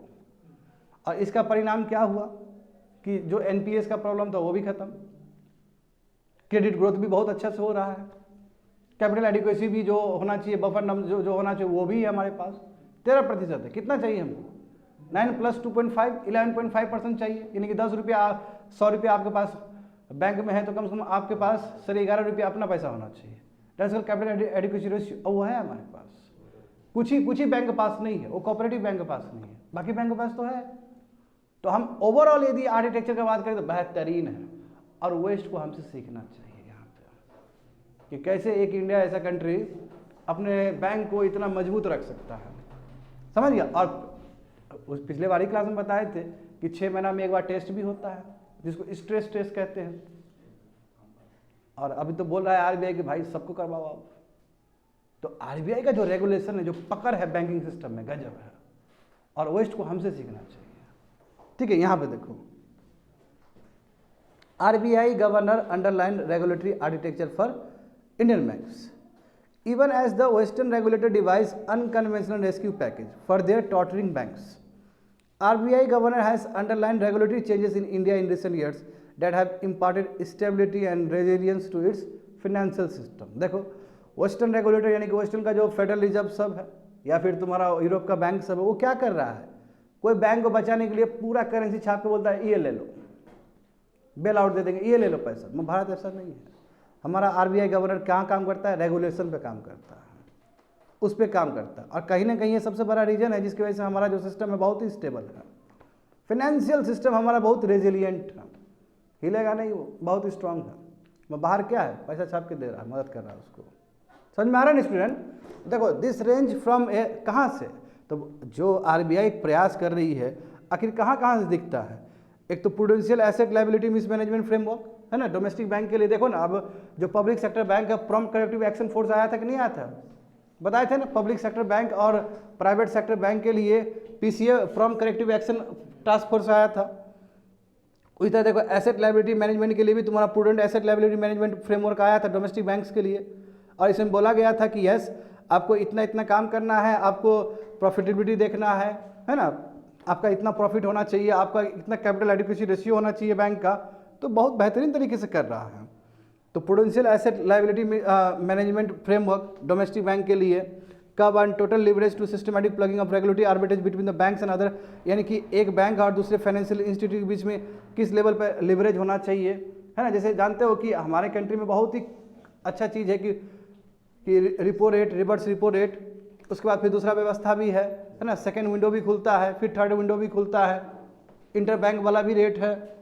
ये सब बेहतरीन तरीका है जहाँ पे हवाजाट कुछ नहीं होने वाला है बैंक में। बैंक भी बहुत सिस्टमेटिक तरीके से काम करेगी यदि बैंक एसेट लायबिलिटी मिसमैच हुआ तो। आगे देखो, तो प्रेजेंट रेगुलेटरी आर्किटेक्चर देखो इंडियन बैंकिंग सिस्टम का, यहाँ पे देख सकते हो स्टूडेंट, आप देखो यही मेन समझना है तुम लोग को। यहीं पे regulatory architecture quite robust in India, कैसे कह सकते हो? देखो यहाँ पे जो डिपॉजिट लायबिलिटी है, ठीक है, उसका लिमिट बस 23% ही है, वो भी एसटीएम इन्वेस्टमेंट में। इसका मतलब क्या? अब इसका मतलब समझो, ये तगड़ा चीज़ है। HTM हेल्ड टू मैच्योरिटी, हाँ, इसका मतलब होता है held to maturity. Held to maturity का मतलब मैं तुमको बताता हूँ, बोर्ड में बताता हूँ। देखो, जैसे मान लो कि ये बॉन्ड है, 10 साल के लिए एक बॉन्ड लिए, ठीक है, 10 साल के लिए एक बॉन्ड लिए, तो हेल्ड टू मैच्योरिटी क्या हुआ? हेल्ड टू मैच्योरिटी, इसका मतलब ये बॉन्ड 10 साल के लिए है। लेट्स से 10 ईयर्स के लिए हमने बॉन्ड लिया, और अभी ले रहे, अभी जो भी बॉन्ड ले रहे तो इंटरेस्ट रेट उसके हिसाब से हमको डिविडेंड मिलेगा, इंटरेस्ट मिलेगा। तो हम लिए, लेट्स से हमने 100 रुपया में लोन लिया, 100 रुपया में हमने क्या किया, 100 रुपया दिया और बॉन्ड खरीदा सरकार का। अब प्रत्येक एक साल होगा, तो एक साल में हमारा तय है कि एक साल में इतना इंटरेस्ट कौन देगी? सरकार देगी हमें। तो वो सरकार जो भी इंटरेस्ट देगी डिपेंड करता है कि उस समय का इंटरेस्ट रेट क्या है, उस समय का क्या इंटरेस्ट रेट, अभी जस्ट बताए ना, ये हर जगह लागू होता है। तो अब देखो बैंकिंग सिस्टम के लिए, बैंक के लिए दो चीज होता है, एक होता है लायबिलिटी, एक होता है एसेट। लायबिलिटी का मतलब क्या है कि जितना भी बैंक में डिपॉजिट होगा ऑल इज लायबिलिटी, क्योंकि बैंक को पे करना पड़ेगा इंटरेस्ट उसके ऊपर। अब बैंक के लिए एसेट क्या हो सकता है, बैंक के लिए एसेट लोन है, बैंक के लिए एसेट इस तरह का इंफ्रास्ट्रक्चर में इन्वेस्ट करना, क्योंकि बैंक को फिर रेगुलर इनकम मिल रहा है यहाँ से, ये भी तो हुआ। बात समझ में आ रहा है ना। तो अब यहाँ पे समझो कि Indian banks are subject to hard regulatory limit of 23% on deposit liability parked in HTM investment, यानी कि हेल्ड टू मैच्योरिटी में जो इन्वेस्टमेंट किया है बैंक ने, यानी कि अब मान लो कि ये टोटल एसेट जो है, लोन है, हेल्ड टू मैच्योरिटी है, ये इंश्योरेंस में भी लगाता है पैसा, इंश्योरेंस में भी लगाएगा तो वो क्या है, एसेट ही ना है जी। ये शेयर मार्केट में भी लगाता है, यूनिवर्सल बैंक तो हर जगह ही लगाता है, ये शेयर मार्केट में भी लगाएगा, ये रिटेल लोन भी देगा, ये प्रायोरिटी वाला भी लोन देगा, ये कॉर्पोरेट लोन भी देगा, तो हर जगह से कमा रहा है ना बैंक। तो कहने का मतलब बैंक का जो लॉकअप है हेल्ड टू मैच्योरिटी, उसमें केवल 23% ही है। तो ये यदि मान लो कि पिट भी गया, इंटरेस्ट रेट बदल भी दिया, अभी इंटरेस्ट रेट 6% है लेट से, अब फ्यूचर में मान लो कि सरकार ने 8% कर दिया, तो उसको नुकसान तो होगा, मगर नुकसान कितना परसेंट को होगा, 23% को ही होगा ना, बाकी जगह तो डाइवर्सिफाइड है, समझ गए ना, बाकी जगह डाइवर्सिफाइड है, तो 23% को नुकसान होगा, बाकी जितना भी है 23 में 100 से घटा लो 23, लगभग 80%, वो तो डाइवर्सिफाइड लोन है, वहां से वो कमाई लेगा, तो रिस्क कम है। और ये सिलिकॉन वैली में नहीं हो पाया चीज, टोटल चला गया उधर, समझ गए ना स्टूडेंट, यही चीज हो रहा है। देखो कि Indian banks are subject to hard regulatory limit, यानी कि आपको 23% तक ही HTM इन्वेस्टमेंट में आपको पार्क करना है पैसा, क्योंकि नुकसान होगा तो 23% वाला ही नुकसान होगा, बाकी जो भी लोन है आप डाइवर्सिफाइड है। तो मान लो कि इवन 10% लॉस हो गया, HTM में मान लो कि 10% लॉस हुआ, तो टोटल जो डिपॉजिट है उसमें बस 2.3% डिपॉजिट पे ही असर पड़ेगा उसका। यानी कि देखो मान लो कि अब हेल्ड टू मैच्योरिटी में कितना बोला है कि 23% तक तुम इन्वेस्ट कर सकते हो, और ये रिस्की चीज है, ये बहुत रिस्की चीज है। मान लो कि इंटरेस्ट रेट बाद में बढ़ा दिया तो इसका वैल्यू घट जाएगा बॉन्ड का, तो इसलिए बोला जा रहा है कि लेट से कि तुमको यहाँ पे करने की वजह से तुमको लेट से 10% नुकसान हुआ, एक एज्यूम किया गया कि 10% तुमको नुकसान हुआ। तो ये यदि मान लो कि 10% नुकसान होने का मतलब क्या कि लेट से कि तुमको 110 रुपया मिलता, हकीकत में अभी के इंटरेस्ट रेट 8% से, मगर तुमको मिल कितना रहा है, तुमको 100 रुपये मिल रहा है, तो 10% नुकसान हुआ तुम्हारा। ये जो नुकसान हुआ इसका असर जो डिपॉजिट है तुम्हारा, वो डिपॉजिट में 2.3% तक ही पड़ रहा है, क्योंकि आखिर जो भी पैसा लाएगा वो डिपॉजिट में भी फिर इंटरेस्ट देगा, तो कोई बहुत बड़ा इंपैक्ट नहीं पड़ रहा है डिपॉजिट में उसका, क्योंकि डिपॉजिट मतलब लायबिलिटी, और लायबिलिटी मतलब उसको इंटरेस्ट रेट फिर से देना है, तो उस पर असर कितना पड़ा, ओनली 2.3% का पड़ा, 10% नुकसान होने के बाद भी HTM में, तो बेजोड़ है ना। क्यों कि बाकी जगह जो भी है यहाँ से कमाई करेगा ना बाबू लोग, ये कमाई करेगा, ठीक है, डिपॉजिट वाला को देगा, लोन देगा उसको, मतलब उसको ऊपर इंटरेस्ट देगा वो बढ़िया से, समझ गए ना। देखो यहाँ पे तो even a 10% loss on this portfolio, यानी कि HTM इन्वेस्टमेंट में दस have a deposit impact of only 2.3%, समझ गए ना। तो Indian banks do not over rely, देखो अच्छी बात है कि हमारा भारत का जो बैंक है ना बहुत ही अच्छा है, क्यों कि हम ट्रेजरी बॉन्ड पे या फी इनकम पे ज़्यादा डिपेंड भी नहीं करते हैं, क्योंकि देखो ना डाइवर्सिफाइड 23% ही लॉकअप तो है, बाकी तो आपका रिटेल लोन के लिए जा रहा है, प्राइवेट सेक्टर के लिए जा रहा है, शेयर मार्केट के लिए जा रहा है, इंश्योरेंस के लिए जा रहा है। तो इसलिए भारत का जो बैंक है ना स्टूडेंट, वो ना ही ट्रेजरी ना ही फी इनकम के ऊपर डिपेंड करता है, जैसे कि क्रेडिट सूस का हुआ था जो स्विट्जरलैंड का जो गंदे तरीके से पिटा था। तो देखो यहाँ पे भी हम 2 कदम आगे निकल गए इन लोग से। तीसरा देखो इंडियन बैंक्स डू नॉट, देखो हमारा तो क्रिप्टो एसेट्स में हम कभी करते ही नहीं, क्योंकि मान्यता ही नहीं मिला क्रिप्टो एसेट्स को। मिला क्या मान्यता? नहीं मिला, क्योंकि हमारा रेगुलेटरी वैक्यूम है, हम अभी तक कोई रेगुलेशन तक नहीं बनाए। क्रिप्टो करेंसी कौन रेगुलेट करेगा इंडिया में? बाहर कंट्री तो बहुत सारा रेगुलेटरी बना दिया, मैं इसलिए वो लोग रिस्की इंस्ट्रूमेंट में वो लोग इन्वेस्ट करता है। भारत तो कभी मान्यता ही नहीं मिला है। हाँ टैक्स लेंगे वो अलग बात है, मगर रेगुलेशन तो नहीं बनाए क्रिप्टो करेंसी के लिए, तो उसका भी फायदा होगा हमारे लिए। Indian banks do not invest in crypto assets ऐसे रेगुलेटरी वैक्यूम एग्जिस्ट क्योंकि रेगुलेशन ही नहीं है इसका, तो क्रिप्टो एसेट पे खर्चा ही नहीं होगा, भाग है ना, रिस्क एलिमेंट पे करेगा ही नहीं ना। क्रिप्टो एसेट घटते चला जाए तो क्या नुकसान होगा, बैंक का कुछ नुकसान नहीं होगा, बैंक का इन्वेस्टमेंट ही नहीं हुआ अभी तक। बाहर कंट्री देख रहे हो ना, इसका क्या हुआ तुम्हारा क्रेडिट सूज का, या फिर बहुत सारा बैंक का क्या हुआ कि क्रिप्टो एसेट्स में रिस्की एलिमेंट में वो लोग इन्वेस्ट कर दिया। Over 60% of Indian bank deposits are with state owned bank. ज़्यादातर तुम्हारा जो 60% जो डिपॉजिट है वो सब तुम्हारा पब्लिक सेक्टर बैंक्स के अंदर है, SBI के अंदर है, समझे। एंड नियरली 2/3, और 2/3 तुम्हारा क्या है, सब रिटेलर कस्टमर है। रिटेल कस्टमर का मतलब क्या है, रिटेल कस्टमर मतलब तुम्हारे और मैं ऐसा आदमी जो क्या कर रहा है। अब देखो रिटेल कस्टमर का फायदा क्या होता है स्टूडेंट, कि उसका जो डिपॉजिट है ना वो डिपॉजिट कर देता है, तो वो जल्दी नहीं निकालता है, वो रहेगा पैसा। और तुम्हारे और मेरे ऐसा रिटेल कस्टमर बहुत सारा है बैंक का, जो आज जाके जमा किया तो बैंक के लिए डिपॉजिट हो गया, फिर दूसरा दिन आ रहा है कोई आदमी डिपॉजिट करने के लिए, तो अचानक विड्रॉ नहीं करता ये लोग, जो फ्लूइडिटी है वो मेंटेन रहता है। तो यहाँ पे रिस्क कम हो गया बैंक के लिए। बात समझ में आ रहा है ना। तो 2/3 जो वही बोला कि 2/3 तो स्टिकी रिटेल कस्टमर है। जितना रिटेल कस्टमर होगा उतना बेटर है उसके लिए। एक तो उसको उतना इंटरेस्ट रेट नहीं देना पड़ेगा। देखो जो फिक्स्ड डिपॉजिट होता है वो टेंशन भी होता है बैंक के लिए, टेंशन भी होता है, उसको उतना इंटरेस्ट देना पड़ता है। बट रिटेल कस्टमर जितना जुड़े उतना बेटर है, क्यों, उनको फ्लो होगा, लिक्विडिटी फ्लो रहता है। तो 2/3 जो डिपॉजिट है वो सब तुम्हारा रिटेल कस्टमर्स का होता है। और रिटेल कस्टमर तुरंत पैसा नहीं निकालता, वो टाइम टू टाइम ही निकालता। एक निकालेगा तो क्या फर्क पड़ेगा, एक निकालेगा 1 लाख निकालेगा और दूसरा तुम्हारा 2 लाख डाल देगा उसमें। और ये गेटिंग में इसलिए हमारा सिस्टम बहुत ही रोबस्ट है। बात समझ में, एक ही बार नहीं निकालेगा ये लोग कि पूरा निकाल लेंगे, ऐसा नहीं होगा। आज 1 लाख रुपया जमा किया तो 10,000 निकाला, वो 5,000 निकाला तो दूसरा वाला कोई 1 लाख डाल दिया। तो लिक्विडिटी देख रहे हो ना कितना बेहतरीन मेंटेन है भारत में। समझ में आ रहा है ना अभिषेक। आगे ये देखो, अब ये भी देख लो तुम लोग, Indian bank seated to multiple regulatory framework. अब हमारे पास कितना है ना फ्रेमवर्क, कितना गजब है। डिपॉजिट आउटफ्लो कैसा होना चाहिए उसके लिए देखो, SLR 18%, स्ट्रेजरी लिक्विडिटी रेशियो। क्या होता है स्ट्रेजरी लिक्विडिटी रेशियो, मतलब कि बैंक को है ना बॉन्ड के फॉर्म में, गोल्ड के फॉर्म में और मनी के फॉर्म में जो पैसा रखना पड़ता है और वो खर्च नहीं कर सकती है, यानी कि वो लोन नहीं दे सकती, वो अलग से रखना पड़ता है। 18% है। तो ये जो इतना आप बफर जो दे रहे होती तो फायदा ही फायदा होगा कि एनी टाइम यदि बैंक फेल होता है तो ये सब चीज़ मैकेनिज्म हेल्प करेगा उसको रीगेन करने में। 18 कैश देखो, कैश रिजर्व रेशियो तुम्हारा 4.5% है। लिक्विडिटी कवरेज रेशियो तुम्हारा जो कि 30 डेज के लिए होता है, यानी कि आपके मान लो 30 डेज में इतना पैसा होना चाहिए कि कितना भी आपको पैसा निकाले तो आप क्रंच ना करो। That is called liquidity coverage ratio. 30 दिन के लिए मिस मैनेज ना हो, उतना आपके पास पैसा होना चाहिए। देखो सबके लिए गाइडलाइन से सब बेहतरीन चल रहा है, समझ गए ना।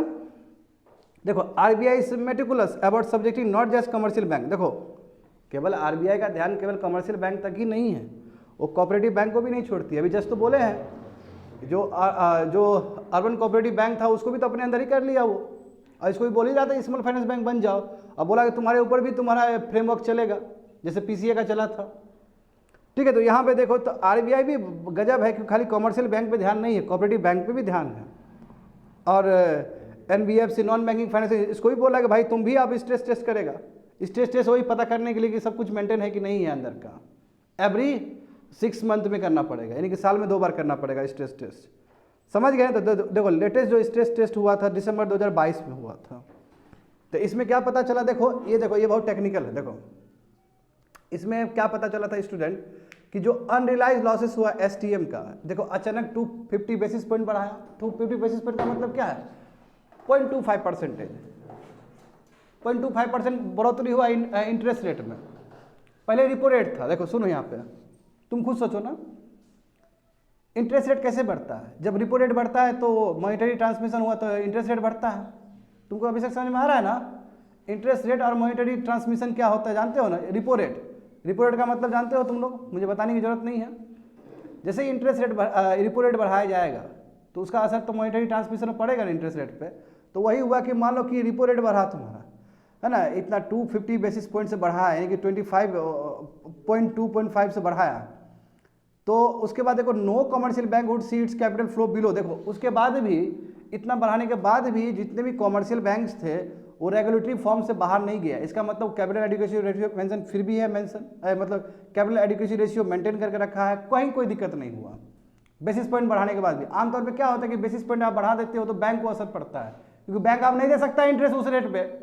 रिपो रेट बढ़ा दिया तो बैंक के लिए मुश्किल है, आप बैंक को भी इंटरेस्ट बढ़ाना पड़ेगा। बैंक आप इजी तरीके से पैसा नहीं दे सकता है पहले जैसा, महंगा हो जाता है ना लोन, रिपो रेट बढ़ता है तो लोन महंगा हो जाता है।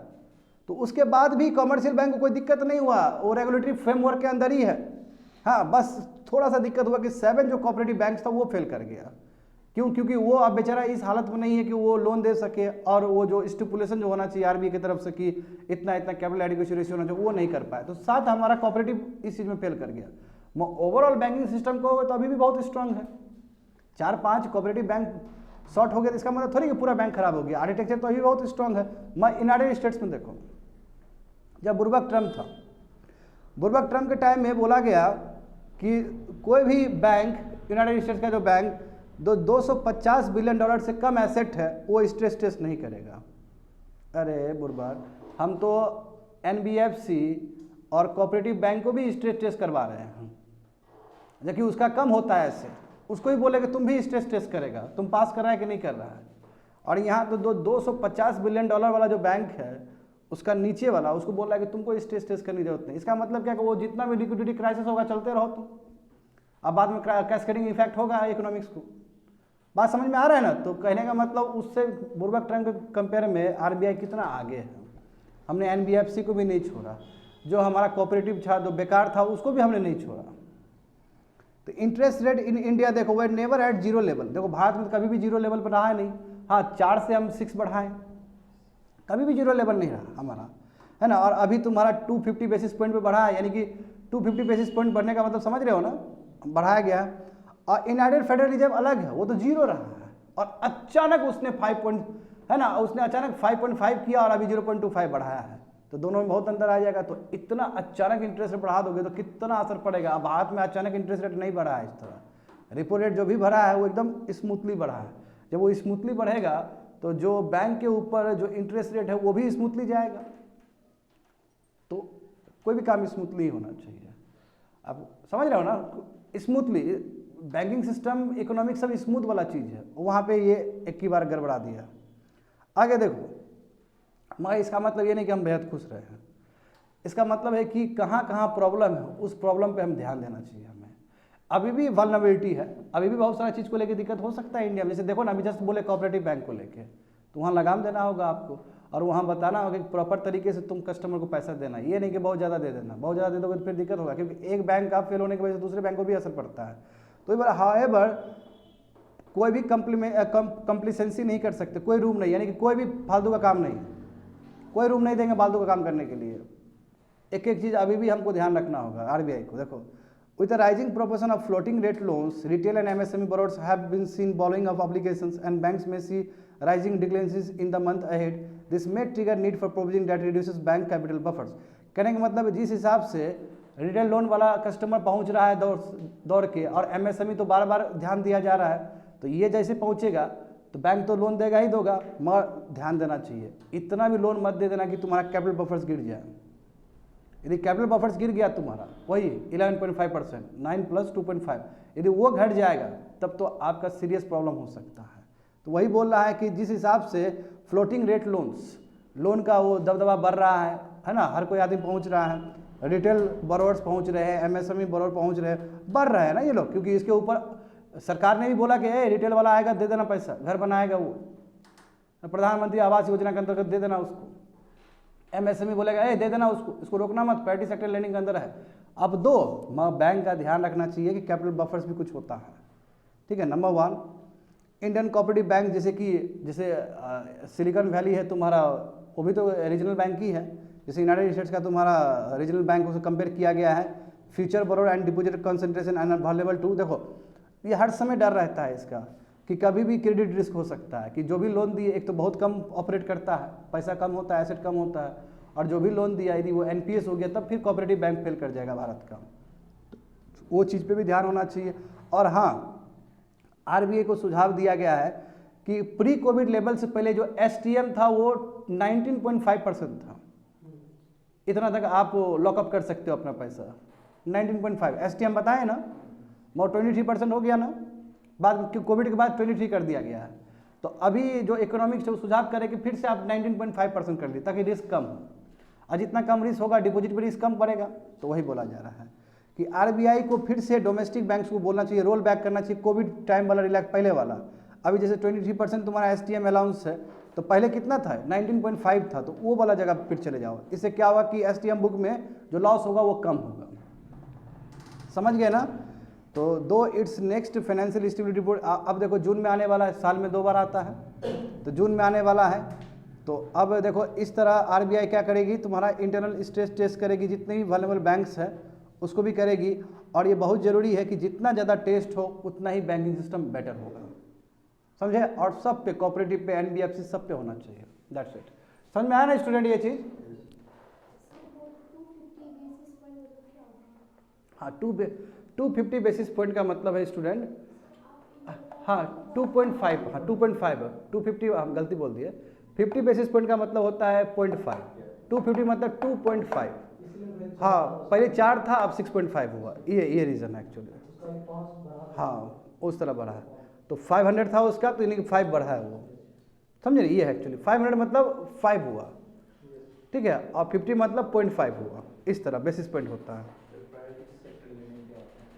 आपको इतना, बैंक को इतना पैसा देना ही पड़ेगा, एग्रीकल्चर सेक्टर को, एमएसएमई को, वो सरकार फिक्स किया है। समझ गए स्टूडेंट। चलो आगे बढ़ते हैं। लास्ट देखो 92 देखो, आखिर भाई क्या रीजन है कि खालिस्तानी एक्टिविज्म इतना ज़्यादा बाहर हो रहा है ना। GS paper 2 international relation, effect of policy and politics of developed and developing countries on India's interest and Indian diaspora. अब यहाँ पे देखो थोड़ा रिसेंट इवेंट देखते हैं पंजाब और बाहर का। अब देखो हुआ क्या जानते हो, अमृतपाल सिंह है ना, इसके सपोर्टर लोग गए अजनाला पुलिस स्टेशन को पूरी तरीके से बर्बाद कर दिया।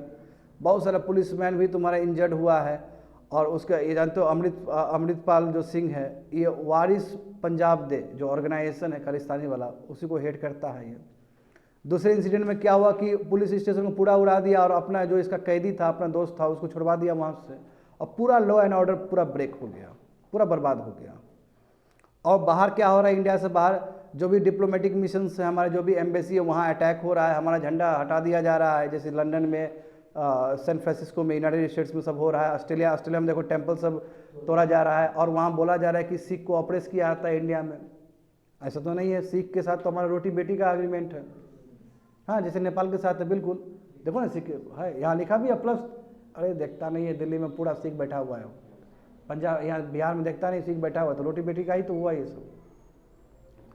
आगे देखो, इसलिए पॉलिटिकल कॉन्शियसनेस चाहिए कि निप इन द बड, यानी कि शुरुआत में उड़ा दो इसको पकड़ के, ठीक है। अब भिंडर वाला केस ना हो, पहले वाला केस ना हो। देखते हो 80 के दशक में, 90 के दशक में क्या स्थिति था कंट्री का, तो उस समय भी आप लाइटली लिए थे, इसलिए 20 साल तक ये रहा है गंदा वाला। उसके बाद देखो क्या हुआ, लास्ट में कहाँ जाके थमा ये, सिख राइट से थमा जाके। इंदिरा गांधी मरी, उसका रिजल्ट सिख राइट हुआ 84 का, और कितना बड़ा दंगा था, किसका नुकसान हुआ, कंट्री का ही नुकसान हुआ, कंट्री का ही नुकसान है। सिख मरना मतलब कंट्री का ही नुकसान है। तो देखो, तो यहाँ पे बाबू वो नहीं चलने वाला है कि आम आदमी का पार्टी है, बीजेपी, नो, सब साथ में काम करना पड़ेगा आपको, क्योंकि नेशनल सिक्योरिटी का मामला है ये, सब साथ में आना पड़ेगा। पॉलिटिकल कॉन्शियसनेस होना चाहिए, सभी पार्टी को एक साथ आना चाहिए, ठीक है ना। आपको पार्टी पॉलिटिक्स से उठना पड़ेगा, वो सेपरेटिस्ट वाला बुद्धि लगाने से नहीं होगा, बात समझे। तो सेंट्रल गवर्नमेंट देखो, सब जितने ही पॉलिटिकल पार्टी सबको साथ में रखो और बोलो कि यदि ये खत्म नहीं होगा तो हम लोग को दिक्कत हो जाएगा, तो सब एक साथ आओ, वही लिखा गया है। आगे देखो, सबसे बड़ा सवाल है कि आखिर खालिस्तानी एक्टिविज्म इंडिया में तो खत्म हो गया, एब्रॉड अभी भी क्यों चल रहा है, कुछ तो रीजन होगा ना। इसका रीजन है कि माइनॉरिटी और सॉफ्ट कॉर्नर वेस्ट कंट्री में, ये लोग बोलता है माइनॉरिटी में है। अब ये लोग यदि दबाएगा तो ये लोग पे आरोप लगाया कि ये रेसिज्म कर रहा है, ये लोग ऐसे भी रेसिज्म का बहुत आरोप लगता है वेस्ट में, ठीक है। एक रीजन यही है कि ये लोग बोलने देता है। तो वही कंट्री जैसे यूएस हो गया, यूके हो गया, ऑस्ट्रेलिया हो, कनाडा हो गया, ये सिख को माइनॉरिटी ग्रुप में देखता है, ठीक है, और उसको आराम से किड क्लोब से, यानी आराम से सॉफ्ट तरीके से उसको रेगुलेट करता है, हार्ड डंडा उंडा नहीं मारता है, क्योंकि जानते हो कि वही बात है क्योंकि यदि डंडा उंडा मारेगा तो एक मैसेज जाएगा कि माइनॉरिटी को दबा रहा है इसका सरकार। और गवर्नमेंट देखो हमेशा, यदि गवर्नमेंट ऐसा करती है तो इसके ऊपर रेसिज्म का आरोप लगेगा। समझ गए, वही लास्ट पर लिखा गया। दूसरा देखो liberal attitude of free speech. देखो इतना फ्री स्पीच है ना। अब क्या हुआ देखो, फ्रांस में चार्लो हेब्दो का जो कार्टून बना था, जानते ही हो है ना, वो प्रोफेट मोहम्मद का कैरिकेचर बना दिया था, कार्टून बना दिया, जिसकी वजह से उसका गला काट दिया, वो अलग बात है। मगर फ्रांस में किस हद तक जा सकता है? प्रोफेट मोहम्मद का फोटो बना रहा है, वो भी कार्टून बना दे रहा है, तो मुस्लिम लोग तो आहत हुआ ही हुआ। अब उतना ही नहीं, देखो स्वीडन में क्या हुआ। स्वीडन में जो एक जो पुलिस ने कहा एक पॉलिटिशियन को कि ठीक है, वो पॉलिटिशियन जो कि एंटी इमिग्रेंट्स के ऊपर काम कर रहा था पॉलिटिशियन, उसको बोला, वो क्या किया, वो पॉलिटिशियन होली कुरान को ही जला दिया स्वीडन में। तो स्वीडन में कोई फर्क नहीं पड़ता उससे, क्योंकि ये सब कंट्री बहुत आगे निकल गया है। बट ये चीज़ इंडिया में नहीं हो सकता, ये चीज़ टर्की में नहीं हो सकता है। तो कहीं ना कहीं ये भी रीजन है कि टर्की ने मना कर दिया ना कि स्वीडन को नाटो में नहीं देना चाहिए, तो कहीं ना कहीं ये चीज़ का भी खुन्नस है। तुर्की एक तो कुर्दिस्तान को लेकर खुन्नस है, कुर्द वाले को लेकर, और एक जो होली कुरान जो जलाया है इसका जो पॉलिटिशियन है, और इसमें खुशी खुशी जलाया है ये लोग। फ्रांस में इतना ज़्यादा फ्रीडम ऑफ स्पीच है ना कि ये लोग 10 कदम आगे जाकर बात करता है, अरे कोई फर्क नहीं पड़ता इन लोग को। तो यही, और इन लोग के लिए इस तरह का जो प्रोटेस्ट है बहुत कॉमन बात है। ये लोग बोलता है कि बिल्कुल लोकतंत्र में अधिकार है, करिए, कोई दिक्कत नहीं है। तो इन लोग का जो एटीट्यूड और हम लोग का एटीट्यूड में बहुत अंतर है। हम लोग बहुत उस चीज़ को बहुत सीरियस लेते हैं, ये लोग बहुत लाइट लेता है। एक ये भी रीजन है, लिबरल एटीट्यूड। जितना ही बताएं सब वही है। अब देखो जानते हो कि माइनॉरिटी का बहुत बड़ा रोल है। अब कनाडा में सिख का कितना पॉपुलेशन है, यूके में देखो सिख का पॉपुलेशन अच्छा खासा है। तो कहीं ना कहीं पॉलिटिक्स को ये प्रभावित करता है।